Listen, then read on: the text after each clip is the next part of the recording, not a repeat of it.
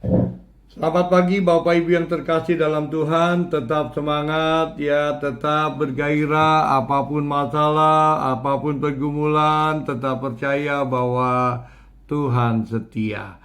Bapak Ibu, hari ini kita akan membaca satu kebenaran firman Tuhan, ayat yang tidak asing lagi dalam 1 Korintus 15, Saudara, ayat yang ke-58 berkata begini, Saudara. Karena itu saudara-saudaraku yang kekasih, berdirilah teguh, jangan goyah dan giatlah selalu dalam pekerjaan Tuhan, sebab kamu tahu bahwa dalam Tuhan persekutuanmu dengan Tuhan, jeripayamu tidak sia-sia. Bapak Ibu, satu nasihat yang diberikan oleh Rasul Paulus kepada jemaatnya di Korintus dan anak-anaknya yang melayani di Korintus untuk mereka tetap setia, saudara, untuk berdiri teguh, untuk terus ada di dalam panggilan Allah di dalam kehidupannya. Nah, pagi hari ini biarlah kita juga sama seperti seorang Rasul Paulus yang memiliki kerinduan kepada jemaat dan anak-anak rohaninya, agar mereka tetap berdiri teguh, saudara. Jangan meninggalkan Tuhan, jangan jauh dari Tuhan, karena kita tahu juga bahwa apa yang kita lakukan hari ini tidak akan pernah pulang sia-sia. Tuhan akan perhitungkan itu sebagai satu kebenaran yang akan Dia lakukan sebagai ganti, sebagai setiap jeripaya kita yang akan Dia berikan kepada Dia sebagai ganti upahnya.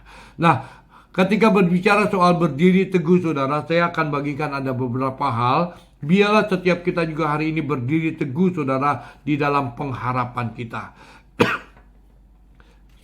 Karena pengharapan kita hanya ada di dalam Tuhan. Jangan sampai kita kendur di dalam pengharapan. Biarlah mata kita terus tertuju kepada Dia seperti seorang hamba laki-laki yang memandang tangan tuannya, ya, seperti seorang hamba perempuan yang memandang tangan nyonyanya. Demikianlah kita terus memandang Tuhan sampai Ia mengasihi kita. Kita harus tetap punya pengharapan dan mata kita terus tertuju kepada Dia. Yang kedua, saudara, biarlah kita terus berdiri teguh dalam memegang setiap janji-janji firman Tuhan.